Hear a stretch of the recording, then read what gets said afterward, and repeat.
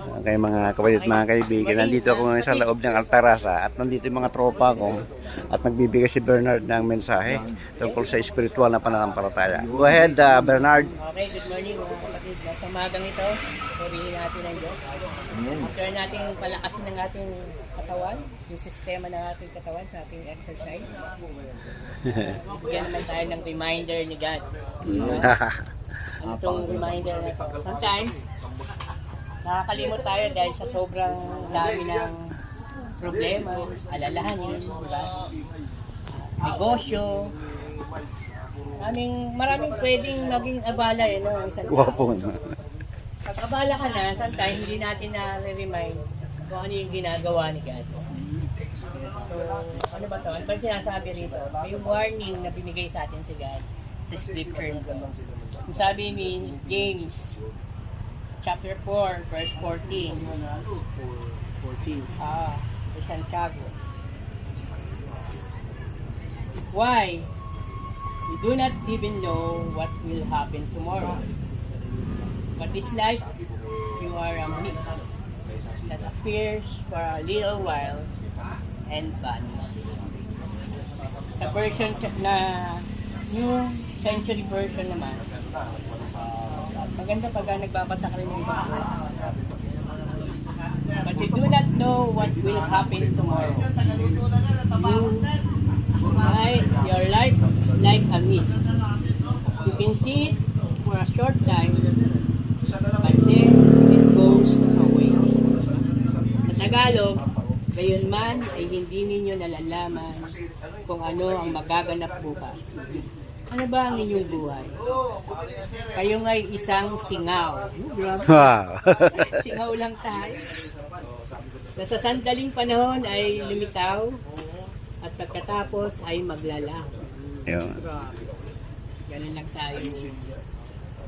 Ito ng parang. Ano masasabi mo sa buhay mo? Oo. Ikaw ba'y magpapatuloy sa ganung gawain?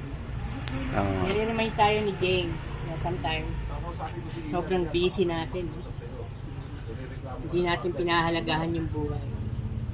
Mas puro struggle, puro hanap buhay, puro kaperahan. Kaya minsan, yung pinag-aralan ko itong Santiago, ang inaano niya rito yung mga taong busy, yung mga negosyante. Kasi wala silang time para sa buhay nila. Kaya tinatanong dito, ano ba yung buhay na binigay sa atin nila? Dapat pinahahalagahan natin. Kasi para siyang babasagin,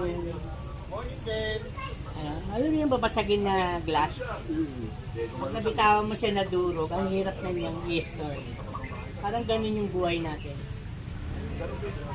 Hindi mo na maibabalik pag nawala na. Hindi katulad ng salita ng Diyos, wala noon hanggang ngayon, yun patuloy na nag-exist. Samantalang yung buhay natin, ngayon naaalala, sa susunod hindi na. No?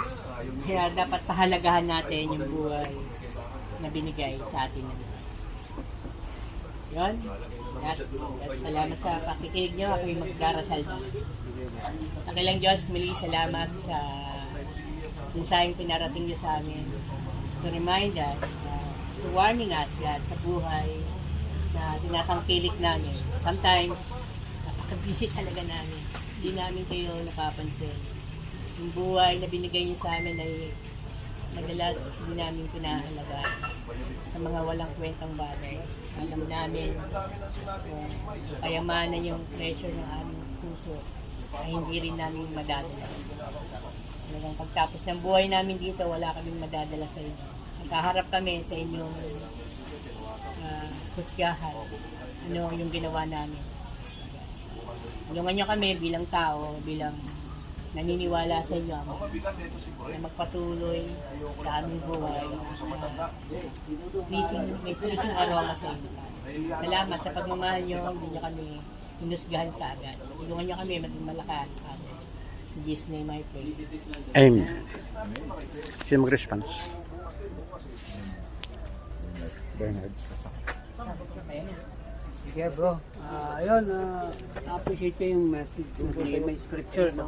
Para makita na. At ayun nga, di ba, si James, grabe yung reminder niya sa atin. Yung pagiging busy natin, siyempre araw-araw, ginagawa natin. And yun nga, gaya nga nasabi no, para lang tayong singaw na mawawala agad. Pero siyempre, as a Christian, dapat nakikita natin yung importansya ng ng salita ni God.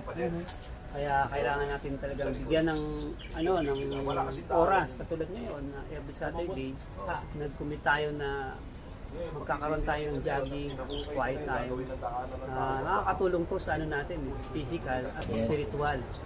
And syempre yung kasama natin, mga brother, mga sister, mag-join every Saturday na hindi lang spiritual yung matutulungan sa kanila, pati physical natin. Bro, salamat sa reminder na ginamit si James para sa atin. Amen. Okay. So, Albert. Ayan, good morning. Good morning. Albert. Salamat kay God sa muling pagising sa atin at sa napakagandang lugar na to na kung saan nakapagpapawis at ngayon binigyan tayo ng mensahe sa pamamagitan ni Brother Bernie. Thank you, Bernie. Nakakaano lang no, nung unang pag-express niya kung ano yung buhay, kung gaano kahalaga. Nabanggit na ni James na singaw lamang, no? Na kung saan parang naisip ko kanina, nagsasaing ka, pag kumukulos si Mingaw, tas wala na agad. So, dapat lamang na pahalagahan natin ang buhay na meron tayo ngayon sapagkat ito yung ihaharap kay God na kung saan kung ano yung nagawa natin, yung dun tayo husgahan. Parang tayong singaw. Ang ating pagsunod sa Kanya Parang usok na malaking bagay na makasunod sa pamagitan ng mga salita niya na every Saturday may mga mag-share sa atin. So it's about time na talagang ma-realize natin kung ano nga ba yung ginagawa natin sa buhay natin, kung ano yung priority natin at kung ano yung pinapahalagahan natin. Handa na nga ba tayo na maharap si God? So habang nandito pa tayo, habang kaya pa natin, binibigyan pa tayo ng pagkakalain ng Diyos, atin pong embrace yung kanyang mga salita at kung paano natin ito isasabuhay. Napakahalaga nito dahil ito yung magbibigay sa atin ng pag-asa na makapunta roon sa kanyang kaharian. Ayun, once again, salamat Bernie sa iyong pagpapaalala na huwag maging busy sa mga ano natin sa buhay, sa mga ginagawa natin sa trabaho, kundi maging bigyan natin ng oras yung salita ng Diyos para sa atin. Ayun, to God be the glory. Amen. Tawagin natin si Brother Sinon. Ako, Kuya Sinon. Okay, magandang umaga sa inyo lahat mga kapitbahay. Salamat ni Ernie sa mensahe na ang tema ay ang para lang ang buhay ng tao. Ang natin ay para lang singaw. Minsan nawawala. Talaga ang buhay kasi natin talaga lang nawawala. Talaga ang buhay natin ay pansamantala lang dito sa mundo. Kaya kailangan habang buhay tayo ay isabuhay natin yung salita ng Diyos. At the same time, katulad ng ginagawa nila, gagagin sila, nagbabike sila. Pinapalakas nila yung kanilang resistensya. Ganun din tayo, nagbabike tayo. Pinapalakas din natin ang resistensya para tumagal, tumibay yung binigay ng Diyos na buhay. Kasi nga, para rin singaw na wala. Kailangan talaga tibayin natin yung ating physical na katawan. At the same time, palalakasin natin yung spiritual na pananampalataya. Yan.